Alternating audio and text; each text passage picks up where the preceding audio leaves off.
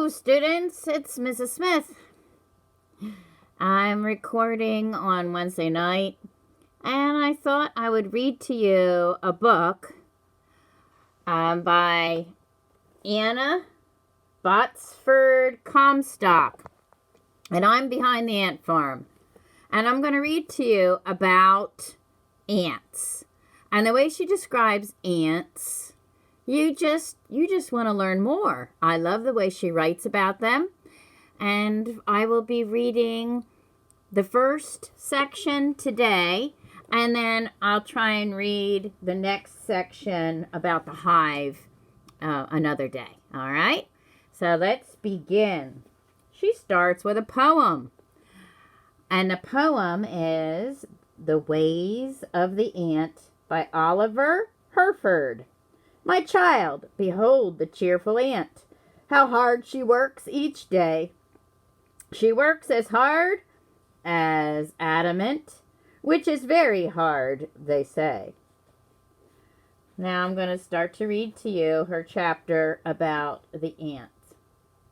Very many performances on the part of the ant seem to us without reason. Undoubtedly, many of our performances seem likewise to her.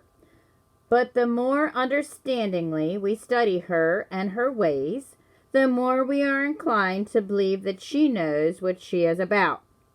I am sure that none of us can sit down by an ant nest and watch its citizens come and go without discovering things to make us marvel. By far, the greater number of species of ants find exit from their underground burrows beneath stones in fields. They like the stone for more reasons than one. It becomes hot under the noon sun and remains warm during the night, thus giving them a cozy nursery for their young. Some species make mounds, and often several neighboring mounds belong to the same colony and are connected by underground galleries. There are usually several openings into these mounds. In the case of some of the western species, which make galleries beneath the ground, there is but one opening to the nest. And Dr. McCook says that this gate is closed at night. At every gate in any ant's nest, there are likely to be sentinels stationed to give warning of intruders. Think about what a sentinel might be. Something that would give warning to intruders. I kind of think of a soldier. As soon as a nest is disturbed, the scared little citizens run helter-skelter to get out of the way. But if there are any larvae or pupa about, they take them up and they make off with them. When too hard pressed, however, they will in most cases drop the precious burden.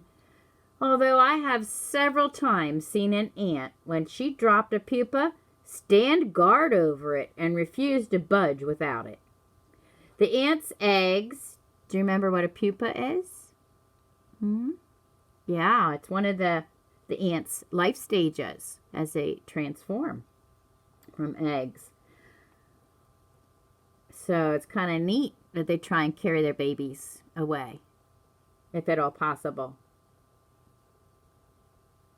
The ant's eggs are very small objects, being oblong and about the size of a pinpoint. So think of a pin, a sewing needle, and just think about the tip of it. Oh boy, that's small. That is very small. The larvae are translucent creatures, like rice grains with one end pointed. The next stage is the pupa, and they are yellowish, covered with a parchment-like sac, and resemble grains of wheat. When we lift stones in a field, we usually find directly beneath the young of a certain size. There are often in the same species of ants two sizes. The large ones are called majors. the smaller minors. Sometimes there's a smaller size yet called minims. Almost sounds like minions, but it's minims. The smaller sizes are probably the result of lack of nutrition. But whatever their size, they all work together in bringing food for the young and in caring for the nest. We often see an ant carrying a dead insect or some other object larger than herself. If she cannot lift it or shove it, she turns around and going backward, she pulls it along. It is rarely that we see two carrying the same load, although we have observed this several times. In one or two cases, the two seemed not to be in perfect accord as to which path to take. If the ants find some large supply of food, many of them will form a procession to bring it into the nest bit by bit. Such processions go back by making a little detour so as not to meet and interfere with those coming. During most of the year, an ant colony consists only of workers and laying queens. But in early summer, the nest may be found swarming with winged forms, which are the kings and queens. So sorry.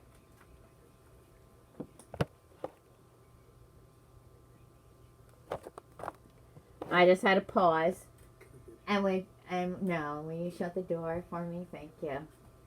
My husband was very kindly asking me if he could get me something. So in the beginning of summer, early summer, the nest may be found swarming with winged... Sorry, my book closed again. With winged forms. And they are the kings and the queens. Some warm day, they will issue from the nest and take their marriage flight.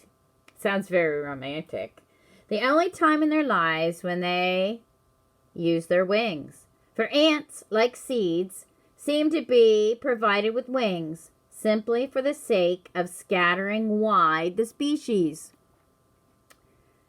It is a strange fact that often on the same day, swarms will issue from all the nests of one species in the whole region. By what mysterious messenger word is sent that brings about this unanimous exodus is still a mystery to us. And I think there's a lot of things that God leaves a mystery. Don't you? How all the ant nests of the same species swarm the same day. This seems to be a provision for cross-breeding, and as bearing upon this, Miss Field discovered that an alien king is not only made welcome in a nest, but is sometimes seized by workers and pulled into a nest. This is most significant, since no worker of any other colony of the same species is permitted to live in any but its own nest. They'll fight. They'll have a big fight if someone tries to get in their nest, if it's not from the same group. After the marriage flight, the ants fall to the ground, and undoubtedly a large number perish. However, just here our knowledge is lamentably lacking, and observations on the part of pupils, that would be you, as to what happens to these winged forms will be valuable. In the case of most species, we know that the queen finds refuge in some shelter and there lays eggs. Mr. Comstock once studied a queen of the big black carpenter ant, and you probably know what they are. They're big and they're black, and they make their nests in the wood. In some wood. This queen, without taking any food for herself, was able to lay her eggs and rear her first brood to maturity. She regurgitated food for this first brood, like a bird regurgitates food. And some other creatures do that too, and fed her babies from her own stash. And then they went out foraging for the colony. However, Miss Field found that in the species she studied, the queen could not do this. So, a question most interesting to solve is whether any of the young queens, after the marriage flight, are adopted into other colonies of the same species. As soon as a queen begins laying eggs, she sheds her then useless wings, laying them aside as a bride does her veil. When we are looking for ants' nests beneath stones, we often stumble upon a colony consisting of citizens differing in color. One has the head and thorax rust red, with the abdomen and legs brown. Associated with this brown ant is a black or ash-colored species. These black ants are the slaves. They're slaves of the brown species. But slavery in the ant world has, and this is a big word that she uses, ameliorations, which basically means the ants take a bad situation and make it better. When the slave makers attack the slave nest, they do not fight the inmates of the other nest unless they are obliged to. They simply loot the nest of the larva or the pupa, which they carry off to their own nests, and there they are fed and reared and carefully as their own young. The slaves seem to be perfectly contented and conduct the household affairs of their masters with apparent cheerfulness. They do all the tasks involved in taking care of the nest and feeding the young, but they are never permitted to go out with war parties. Thus, they never fight unless their colony is attacked by marauders. So these black slave ants are raised as they're young. They basically steal the babies, the young, the pupa, and the larva, and they raise them, and then they help them out in their colonies. So they add other workers. If one chances upon an ant battle, one must needs compare it to a battle of men before the invention of gunpowder. For in those fighting was more gory and dreadful than now, since man fought man until one of the two was slain. There is a great variation in military skill as well as in courage shown by different species of ants. The species most skilled in warfare march to battle in a solid column, and when they meet the enemy, the battle resolves itself into duels, although there is no code of ant honor which declares that one must fight the enemy single-handed. Although some ants are provided with venomous stings, our common species use their jaws for weapons. They also eject upon each other a very acid liquid, which we know as formic acid. Two enemies approach each other, rear on their hind legs, throw this ant vitriol at each other, then close in deadly combat, each trying to cut the other in two. They want to cut them in half. Woe to the one on which the jaws of her enemy are once set, for the ant has bulldog qualities, and if she once gets hold, she never lets go, even though she be rent in pieces herself. Ooh, sounds like a weasel. At night, the ant armies retreat to their citadels, but in the morning fare forth again to battle, and thus the war may be waged for days, and the battlefield be strewn with the remnants of the dead and dying. So far as we are able to observe, there are two chief causes for ant wars. It is when two colonies desire the same ground, and the other is for the purpose of making slaves. So if two colonies want to make a new hill and bigger mound in the same area, then they'll fight. Or if they need some slave ants. Perhaps the most interesting, as well as most easily observed of all ant practices, are those that have to do with plant lice, or aphids. If we find an ant climbing a plant of any sort, it is very likely that we shall find she is doing it for the purpose of tending her aphid herds. The aphid is a stupid little creature which lives by thrusting its bill or sucking tube into a stem or leaf of a plant, and thus settles down for life, nourished by the sap, which it sucks up. Too many aphids on a plant really make the plant sick or weak or ugly looking. And they're very, very tiny. Now, the aphid is nourished by the sap, which it sucks up. It has a peculiar habit of exuding from its alimentary canal drops of honeydew when it feels the caress of the ant's antenna upon its back. There's these two tiny tubes on the back of the aphid. It's not where they excrete their excrement. These are special tubes that God has put on the back of these tiny little insects called aphids. When the ant strokes the back of these tubes with their antenna, the aphid pops out a couple drops of honeydew, and the ants love it. Love, love, love it, and they drink it. I had one year under observation a nest of elegant little ants with shining triangular abdomens, which they waved in the air like pennants when excited.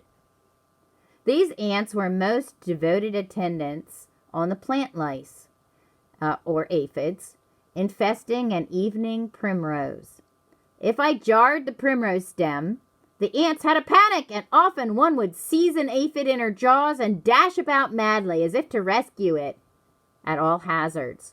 When the ant wishes honeydew, she approaches the aphid, stroking it or patting it gently with her antenna, and if a drop of the sweet fluid is not at once forthcoming, it is probably because other ants have previously exhausted its individual supply.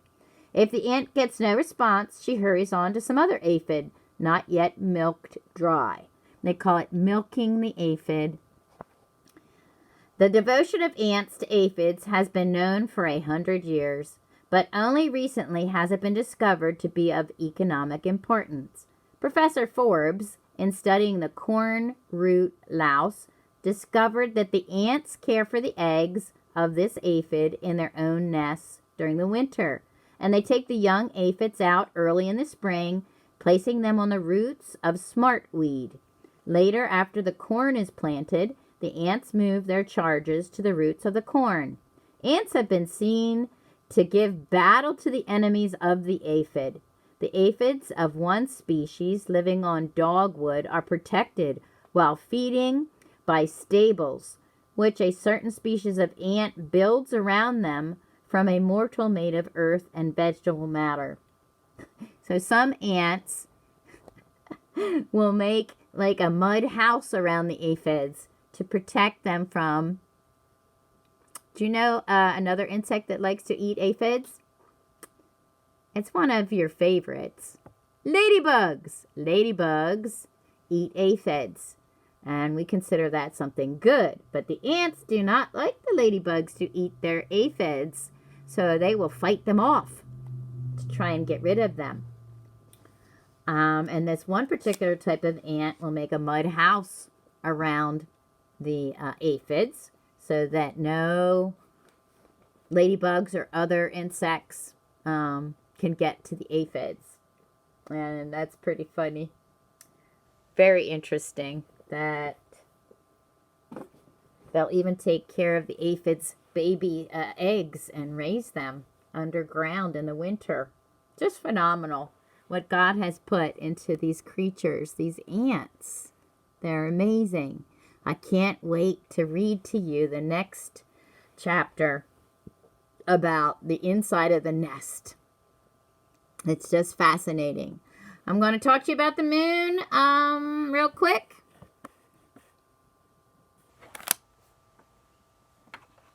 I'll just put the ants down and try not to spill them. Mrs. Smith.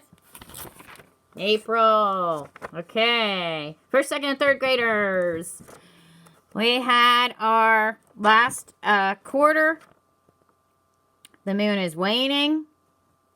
Now we just have crescents all the way to the new moon, which will be on Earth Day. So if for those that are filling the whole thing in,